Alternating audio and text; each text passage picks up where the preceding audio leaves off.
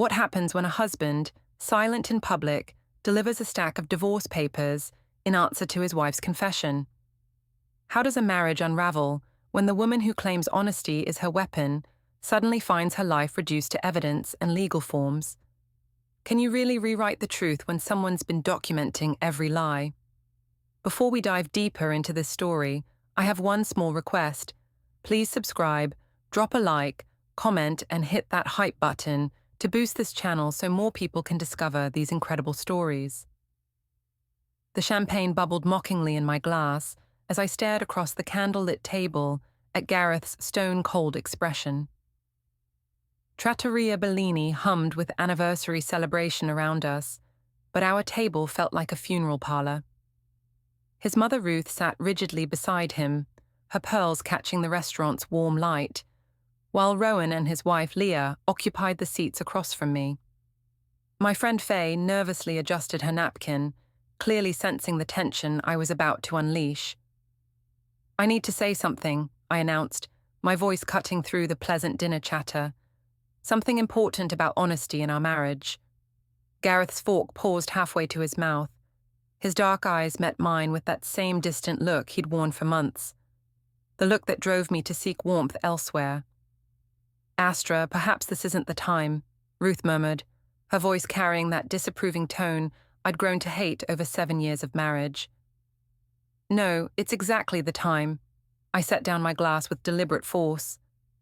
"I've been carrying this burden for too long, and I believe in transparency, complete honesty." Rowan shifted uncomfortably in his seat, his usual confident demeanor cracking. Leah noticed immediately, her sharp gaze darting between us. 3 weeks ago, at the office party," I continued, my heart hammering against my ribs. "Rowan had too much to drink. We were talking about old times, about how Gareth used to be more present, more affectionate." I glanced at my husband, searching for any flicker of emotion. Rowan put his arms around my waist. We talked about things, personal things. The silence stretched like a taut wire. Faye's wineglass trembled in her hand. "What kind of things?" Leah's voice was deadly quiet. "About feeling neglected, about remembering what it felt like to be desired." I turned to Gareth, willing him to react, to show some sign that he still cared enough to be hurt. "I'm telling you this because I believe marriage should be built on truth, not secrets. I could have hidden it, but that's not who I am." Gareth carefully placed his fork beside his plate. His movements were precise, controlled. "I see. That's it?" I felt my voice rising. "That's all you have to say?" "What would you like me to say, Astra?" His calm was infuriating. Around us, other diners were beginning to notice our table's tension. Ruth's face had gone pale, her lips pressed into a thin line of disapproval. "I'd like you to show some emotion, some indication that you care about your wife's feelings." "Your feelings?" Rowan finally spoke, his voice strained. "Astra, maybe we should..." "Should what? Pretend it didn't happen? Lie about it?" I turned back to Gareth. "I'm trying to save our marriage by being honest about my needs, about how your emotional absence pushed me towards someone who actually listens." Leah's chair scraped against the floor as she stood abruptly. "I need some air." "Leah, wait," Rowan called after her, but she was already weaving through the tables toward the exit. Gareth watched this exchange with the same detached interest he might show a mildly interesting television program. Then he reached for his wallet, pulled out several bills and placed them on the table. "Gareth?" I reached for his hand, but he pulled it away. "Thank you for dinner," he said to the table in general, his voice perfectly polite. "I think we're done here." He stood, straightened his jacket and walked away without another word. Not to me, not to his mother, not to anyone. Just left me sitting there with my confession hanging in the air like smoke from an extinguished candle. Ruth gathered her purse with sharp, angry movements. 34 years old, and you still don't understand the difference between honesty and cruelty. She looked at me with genuine disappointment. "Some truths are meant to heal, Astra. Others are meant to wound." Faye mumbled something about an early morning and practically fled.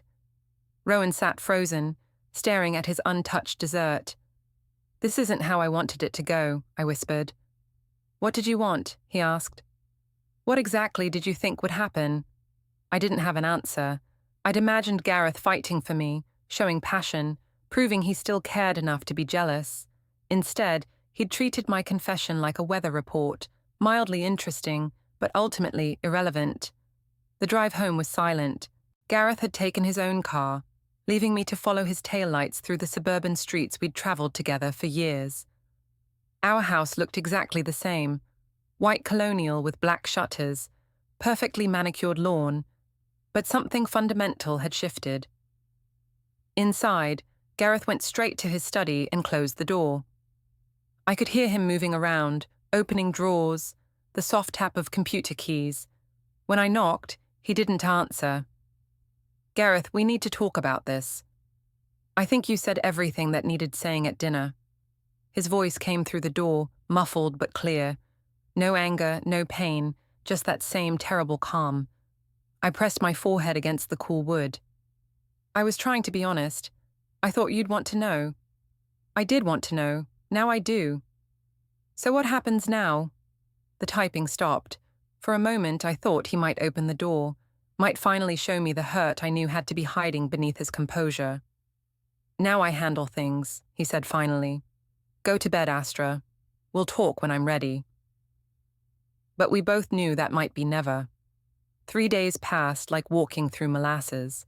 Gareth maintained his routine with mechanical precision. Coffee at 6:30, shower at 7, gone by 8. He spoke to our son Theo with gentle patience, helped with homework, read bedtime stories. With me, he exchanged only necessary information: pickup times, bill payments, Theo's school events. The silence was worse than screaming. I tried everything. Apologies over breakfast, ignored. Attempts at normal conversation, met with polite responses that said nothing. I even tried anger, accusing him of sulking like a child, but he just nodded thoughtfully and said, "I can see why you'd feel that way." It was like arguing with a therapist. On Thursday morning, I found him in his study again, surrounded by manila folders and printed documents. His laptop was open, displaying what looked like a spreadsheet. "What are you working on?" I asked, trying to keep my voice light. "Just organizing some things." He didn't look up from the screen. "Making sure I have everything documented properly." "Documented for what?" "For whatever comes next." The casual way he said it sent ice through my veins. "Gareth, you're scaring me. Can we please just talk about this like adults?"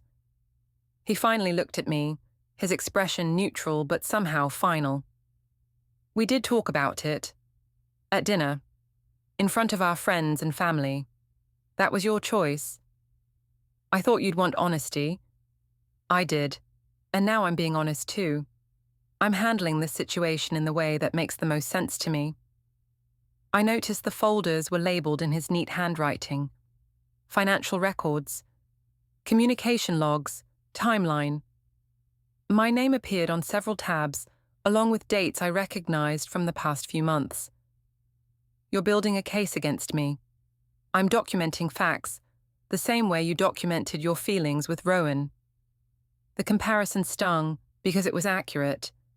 I had kept every text message, every late-night conversation, telling myself it was just friendship, just emotional support.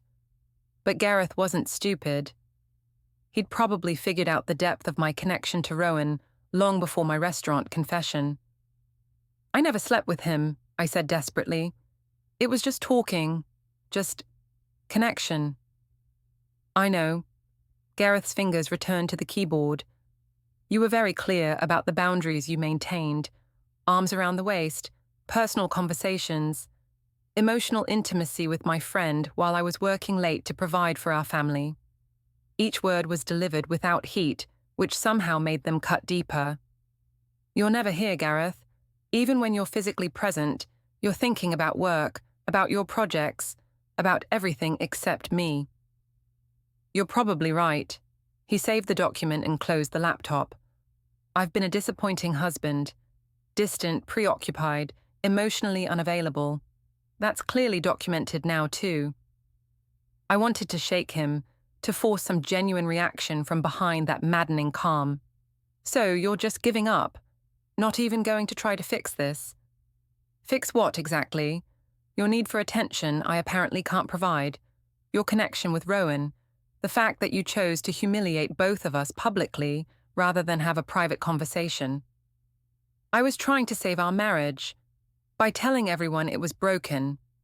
He stood and gathered the folders. I need to run some errands. Theo's soccer practice is at 4. Can you handle pickup, or should I rearrange my schedule? The casual shift to logistics felt like a slap. I can get him. Thank you. I'll be home for dinner. He walked past me toward the door, then paused. Astra, next time you want to save our marriage, maybe start with talking to your husband instead of his friend. The front door closed behind him with a soft click, leaving me alone with the echo of my own justifications. That afternoon, waiting in the parking lot at Theo's school, I saw Leah's car pull up 3 spaces away.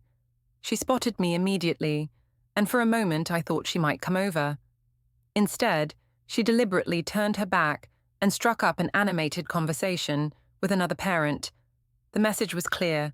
I was being excised from their social circle with surgical precision. Theo climbed into the back seat, his soccer cleats muddy, and his hair damp with sweat. Mum, why didn't Mrs. Ashby wave at you? Sometimes adults have disagreements, sweetheart. Is that why Dad's been so quiet? I caught his worried eyes in the rearview mirror. At 7, he was already too perceptive, too sensitive to the undercurrents adults thought they were hiding. Dad and I are working through some things. It's not your fault, and we both love you very much. Are you getting divorced? The question hit like a physical blow. Why would you ask that? Because Tommy's parents got divorced, and first they stopped talking to each other, and then his dad moved out, and now Tommy only sees him on weekends. I pulled into our driveway and turned to face him fully. Theo, I promise you that whatever happens between Dad and me, we will always be your parents. Always. It wasn't exactly a denial, and we both knew it. That evening, Gareth returned home with takeout from Theo's favorite Chinese restaurant. We ate together like a normal family, discussing soccer practice and upcoming school events. But underneath the domestic routine, I could feel something shifting, like tectonic plates preparing to reshape the landscape of our lives. After Theo went to bed, I found Gareth back in his study, adding new documents to his growing collection. How long are you going to punish me? I asked. I'm not punishing you, Astra. I'm protecting myself. From what? He looked up from his papers, and for the first time since the restaurant, I saw something real in his eyes. Not anger, not hurt, but something far more dangerous, resolution. From believing that this marriage is worth saving when you've already shown me it isn't. Monday morning at Hartwell & Associates felt like walking into a minefield. The moment I stepped off the elevator, conversation stopped. Colleagues who usually greeted me with warm smiles suddenly found their computer screens fascinating. Faye was already at her desk, but she didn't look up when I passed. The casual friendship we'd built over 3 years of shared coffee breaks and office gossip had apparently become another casualty of my anniversary confession. Rowan's office door was closed, which was unusual for someone who typically held an open-door policy. His assistant, Janet, gave me a polite but distant nod when I asked if he was available. Mr. Ashby is in meetings all morning, she said, her tone suggesting those meetings might last indefinitely. By lunch, the whispers had started. I caught fragments of conversations that stopped abruptly when I approached. Can't believe she said it in front of everyone. Poor Gareth. And his own friend. The corporate grapevine had worked its magic, transforming my attempt at honest communication into a cautionary tale about workplace relationships and public humiliation. I ate lunch alone in my car, scrolling through my phone and finding nothing but silence. No texts from friends asking how I was handling things. No calls from family members offering support. Even my sister in Portland, usually good for weekly check-ins, had gone quiet. The afternoon brought an email from HR requesting a meeting to discuss workplace professionalism and appropriate boundaries. My supervisor, Margaret Chen, delivered the message with the kind of careful neutrality that suggested legal consultation. There have been some concerns, she explained, her hands folded precisely on her desk, about personal matters affecting the professional environment. I haven't done anything inappropriate at work. No one is suggesting you have, but when personal relationships between colleagues become complicated, it can create an uncomfortable atmosphere for everyone. I understood the subtext. Keep your drama at home, or find somewhere else to work. Are you asking me to resign? I'm asking you to be mindful of how your personal choices affect your professional relationships, and perhaps to consider whether some distance from certain colleagues might be beneficial for everyone involved. Translation: stay away from Rowan, stop making people uncomfortable with your messy personal life, and maybe this will all blow over. That evening, Theo had a school concert. The elementary school auditorium buzzed with parents and grandparents armed with smartphones and proud smiles. Gareth arrived separately, taking a seat 3 rows behind me without acknowledgement. During intermission, I watched him chat easily with other parents, his demeanor relaxed and friendly. Several people approached him with what looked like sympathetic expressions, and I realized the story had spread beyond our immediate circle. Ruth appeared beside me during the second half, her presence both unexpected and unwelcome. "He's handling this with more grace than you deserve," she murmured, her eyes fixed on the stage where Theo was singing with his class. "I'm trying to fix things. By destroying them first? That's not how repair works, dear.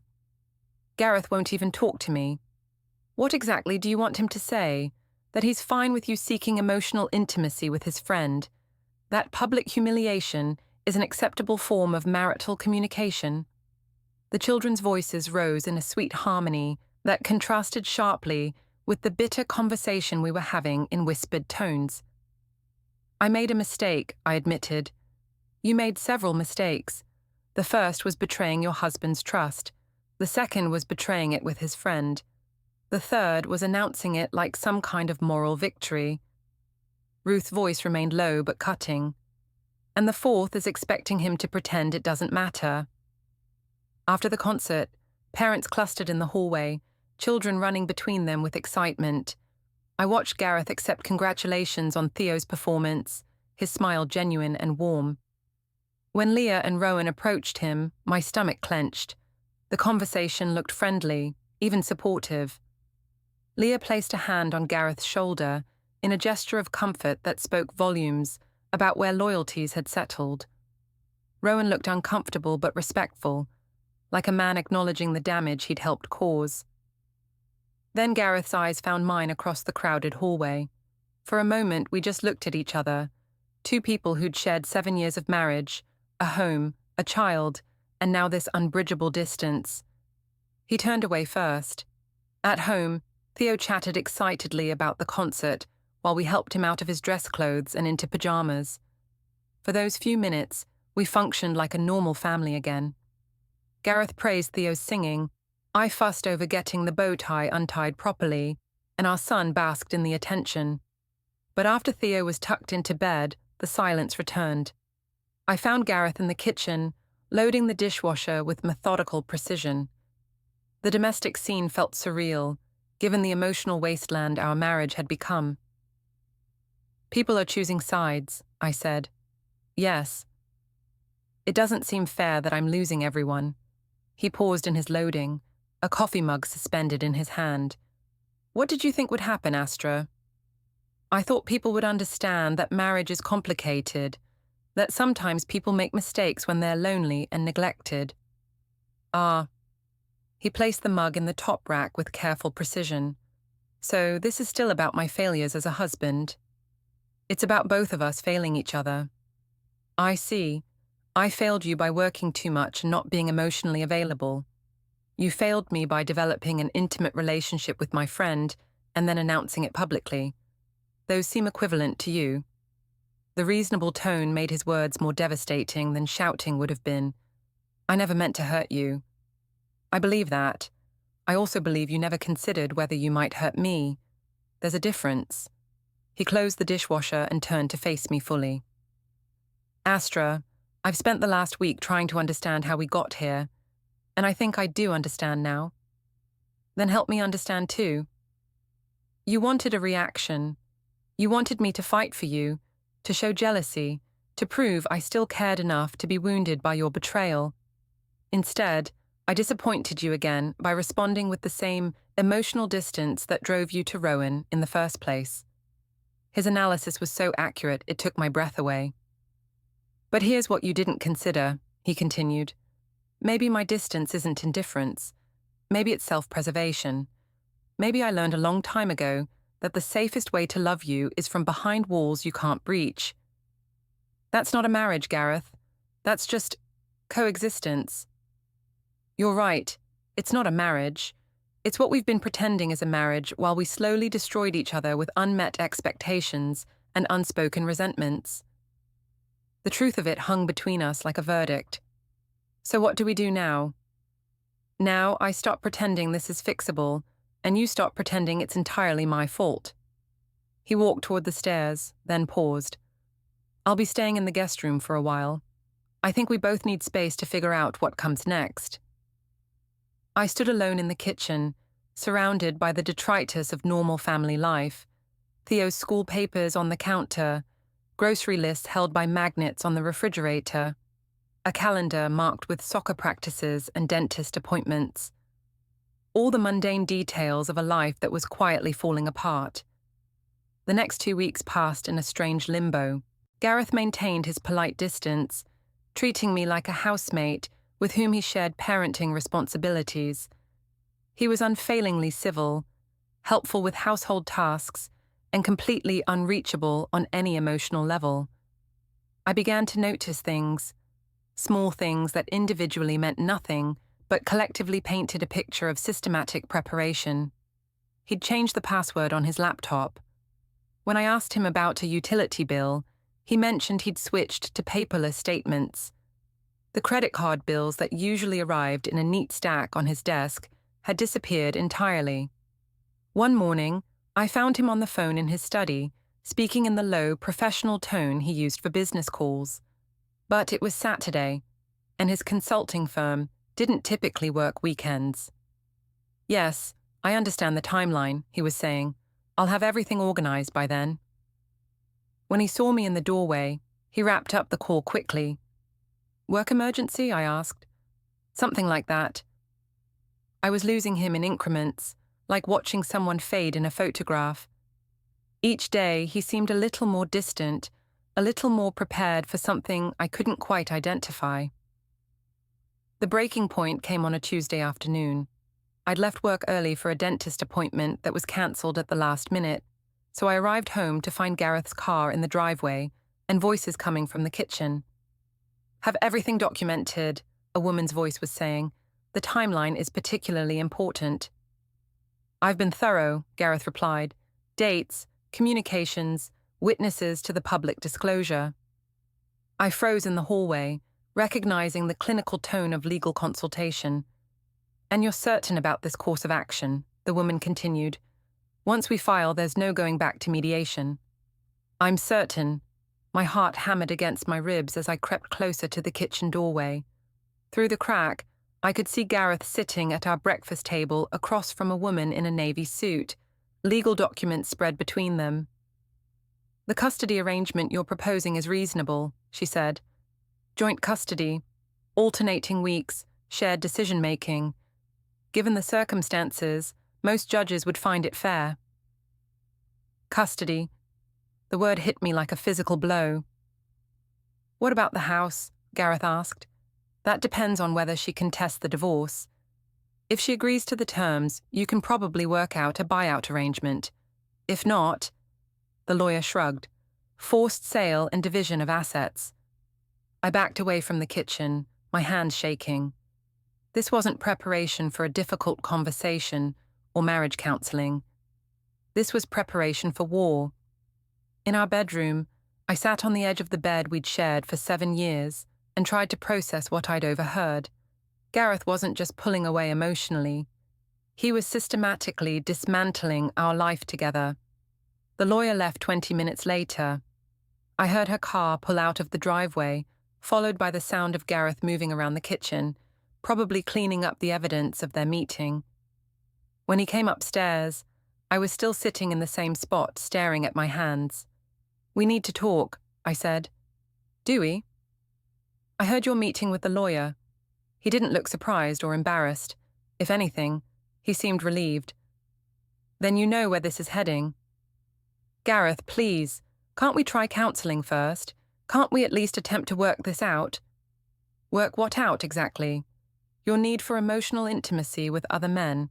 My inability to provide whatever it is you're looking for. The fact that you chose to humiliate both of us publicly rather than address our problems privately. I made a mistake. You made a choice, a series of choices, and now I'm making mine." I stood up, desperate to bridge the physical and emotional distance between us. "What about Theo? What about our family?" "Theo will be fine. Children adapt to divorce better than adults think they do. And as for our family..." He shrugged. "We haven't been a family for a long time, Astra. We've been two people sharing a house and a child, going through the motions of marriage while slowly destroying each other." "That's not true." "Isn't it? When was the last time we had a conversation about something other than logistics? When did we last laugh together, or share a moment of genuine intimacy that didn't feel forced or obligatory?" I opened my mouth to argue, then realized I couldn't remember. "You found what you were looking for with Rowan," Gareth continued. "Connection, attention, emotional intimacy. The fact that he was my friend just made it more appealing, didn't it? More forbidden, more exciting." "It wasn't like that." "Then what was it like?" I struggled to find words that would explain the gradual drift toward emotional infidelity without sounding like I was making excuses. "It was easy. Talking to him was easy. He listened without judging, without making me feel like I was asking for too much. And I made you feel like you were asking for too much." "Sometimes." "Yes." Gareth nodded as if I'd confirmed something he'd already known. "Then we both know this marriage is over. The only question now is whether we end it with dignity or drag each other through a bitter legal battle. I don't want a divorce. What you want is a husband who doesn't exist, someone who gives you the emotional attention you crave while also providing financial security and stability. Someone who's available when you need validation but doesn't require the same level of emotional investment in return."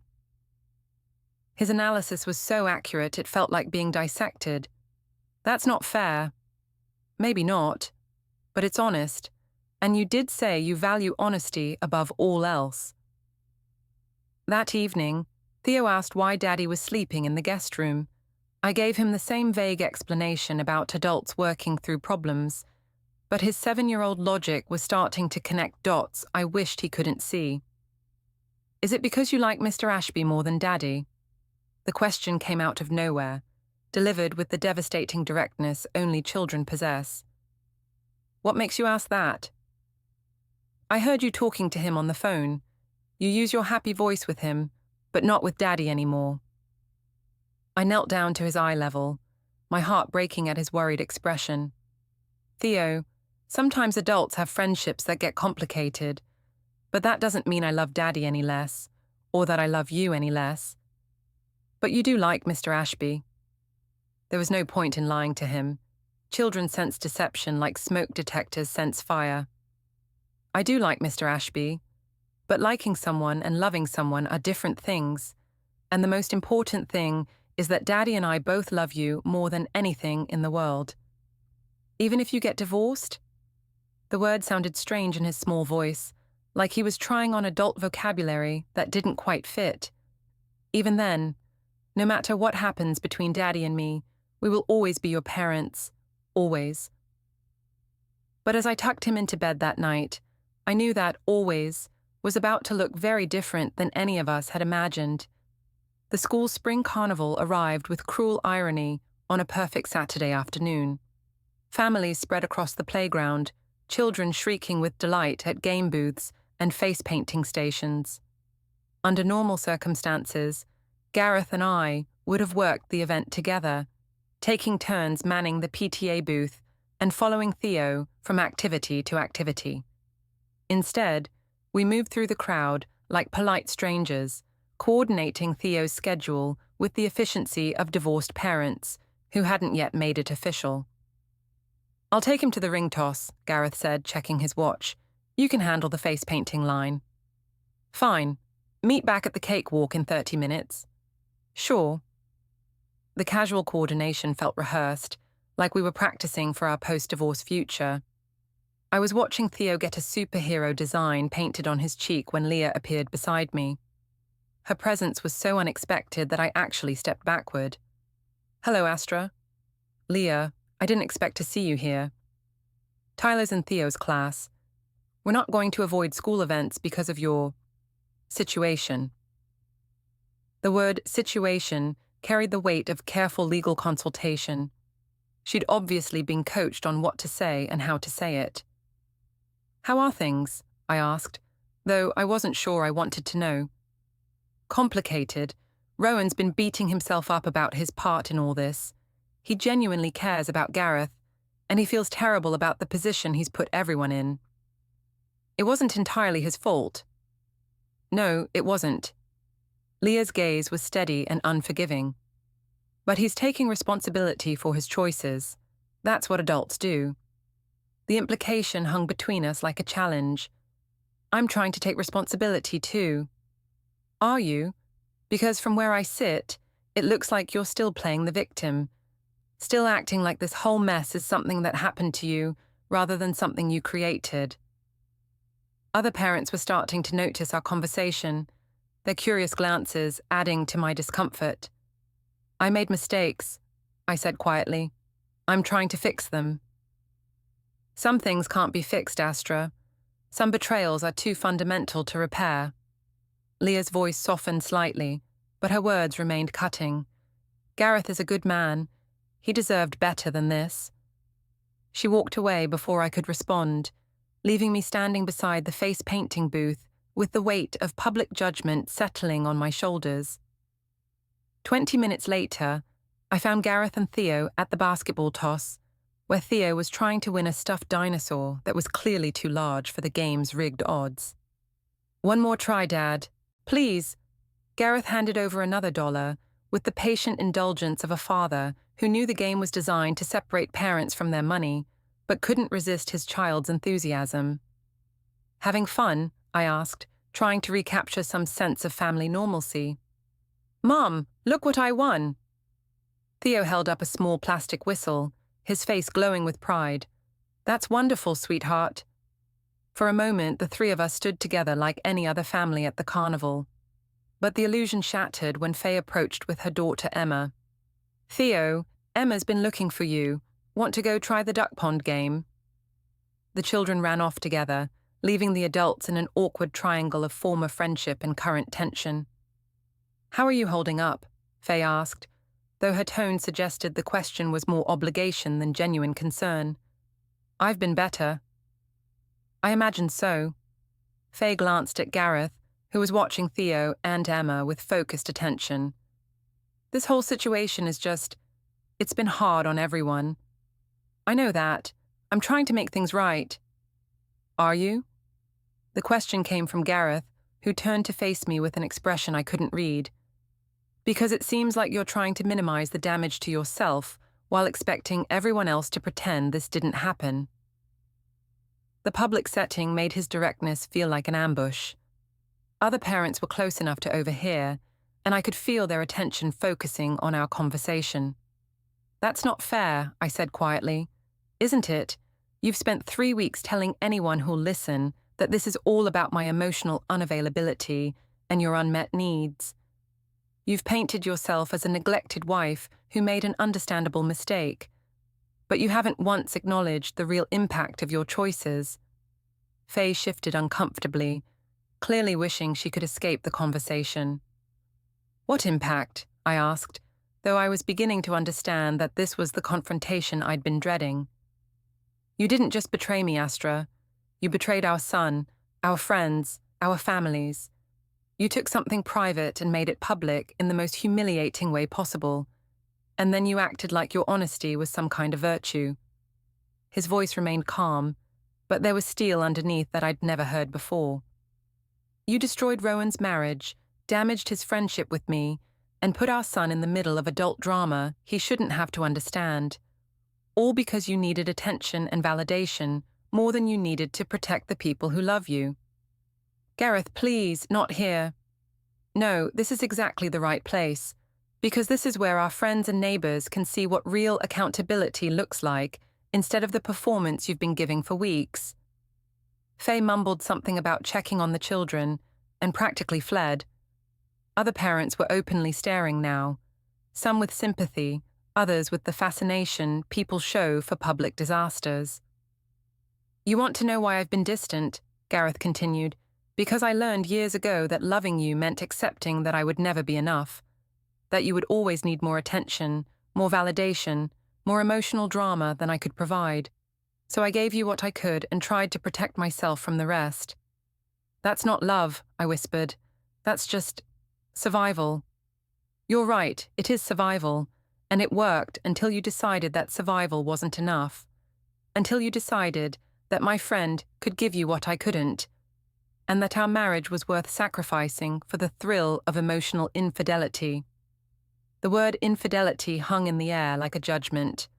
Around us, the carnival continued its cheerful chaos, but our small corner of the playground felt like a courtroom. I never slept with him. I know. You've mentioned that several times, like it's some kind of defense. But emotional betrayal is still betrayal, Astra. And public humiliation is still humiliation. Theo came running back with his face flushed from excitement and a small stuffed frog clutched in his hands. The sight of his innocent joy in the middle of our marital destruction felt like a knife to the heart. Did you see me win, Dad? I got it on the first try. I'm so proud of you, buddy. Gareth's voice transformed instantly, becoming warm and genuine. Should we get some cotton candy before we head home? Can we, Mum? I nodded, not trusting my voice.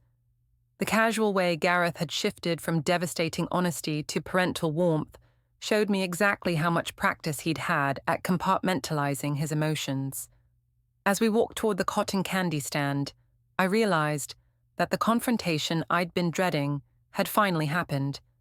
And unlike my restaurant confession, which had been designed to provoke a reaction, Gareth's response had been designed to end the conversation permanently. We were done talking. Now we were just waiting for the legal paperwork to make it official. That evening, after Theo was in bed, I found the envelope on my pillow.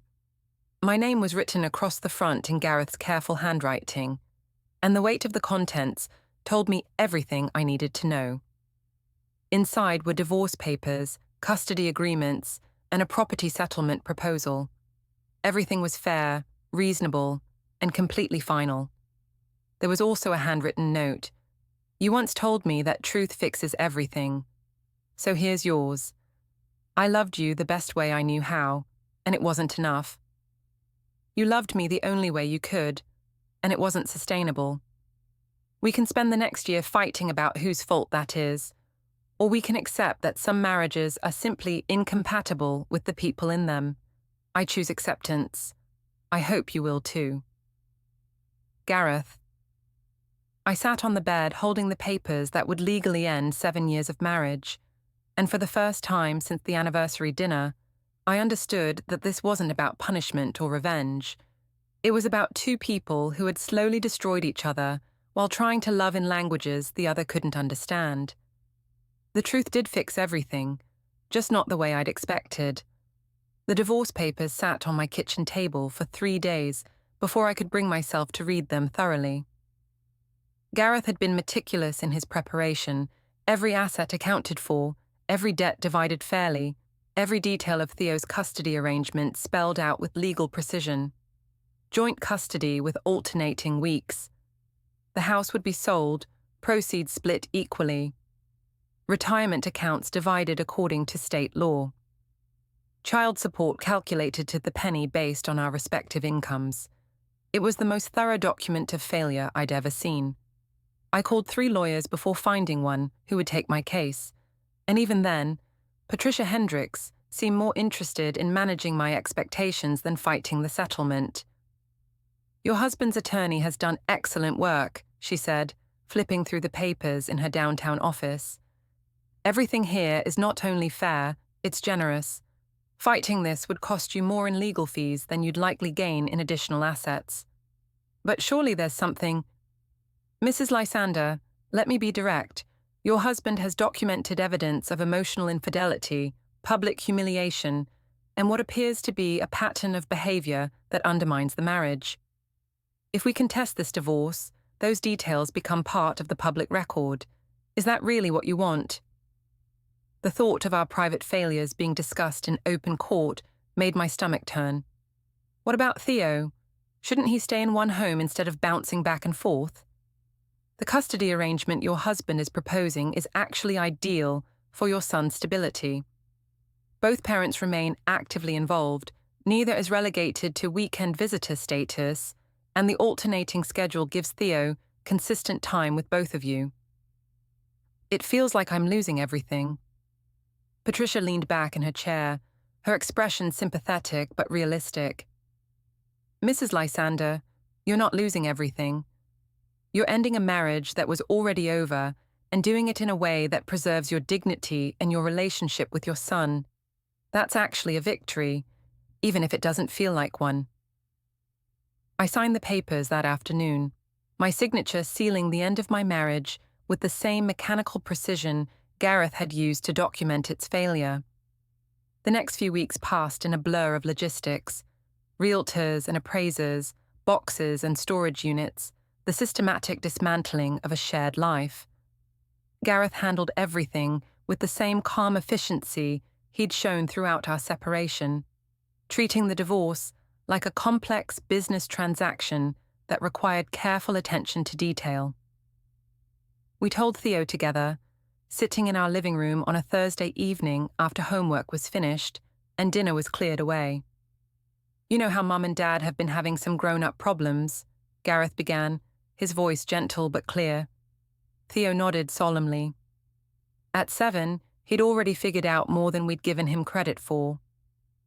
"We've decided that we'll be happier living in different houses, but the most important thing is that we both love you very much, and that will never change." "Are you getting divorced?" Theo asked, the word still sounding too big in his small voice. "Yes, we are," I said, fighting to keep my voice steady.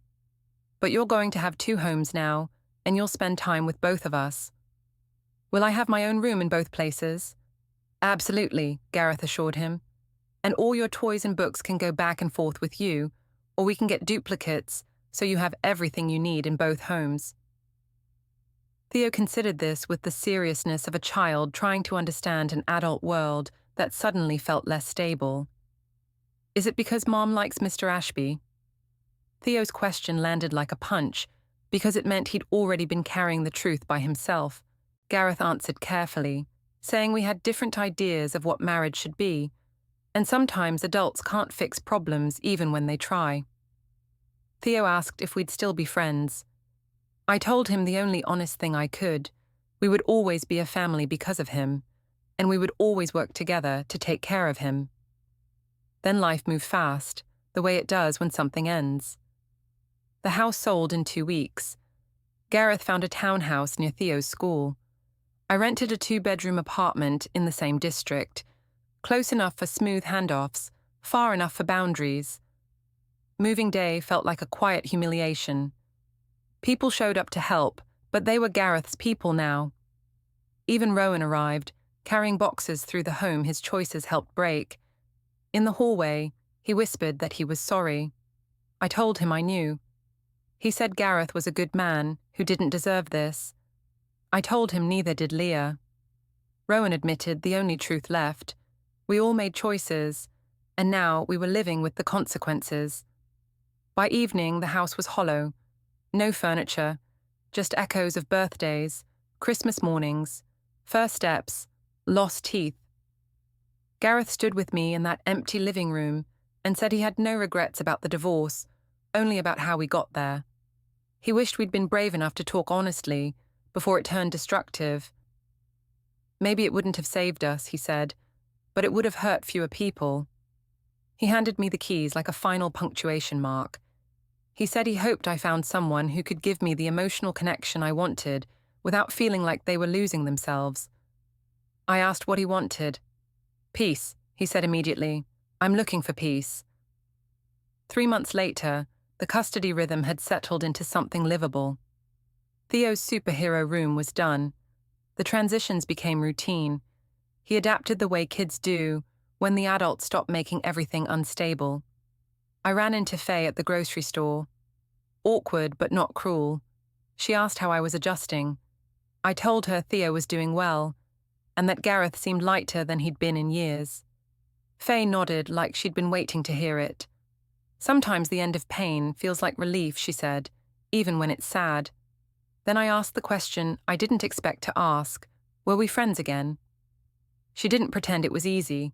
She said maybe, but trust takes time. 6 months later, a text came from an unknown number. Leah. She said she and Rowan were trying to rebuild. She hoped I was finding my way too. I stared at it for a long time, then told her I was glad, that they deserved happiness, and thanked her for reaching out. Leah replied that everyone deserves a chance to learn, and told me to take care of myself. It wasn't forgiveness, but it felt like grace. That night, helping Theo with homework, he looked up and asked if I was happier now. I didn't give him a perfect answer. I told him I was different, that I was learning how to be honest without hurting people, how to ask for what I need, how to take responsibility instead of blaming everyone else. He asked if Dad was happier. I told him I thought so and asked what he thought. Theo said Gareth smiled more now, real smiles, not the pretend ones. That observation hurt, in a way nothing else had, because it was true. I hadn't understood how much Gareth had been performing happiness until I saw him stop performing. A year after the divorce, Gareth sent me an envelope. Inside was Theo's report card, straight A's, and a note from the teacher praising his resilience. At the bottom, Gareth wrote, "Thought you'd want to see this. We did something right." G. It was the first message that wasn't about scheduling or logistics. It felt like an olive branch, but also like a quiet truth. We destroyed a marriage, but we didn't destroy our son. And maybe, in the end, that was enough. Maybe that was everything.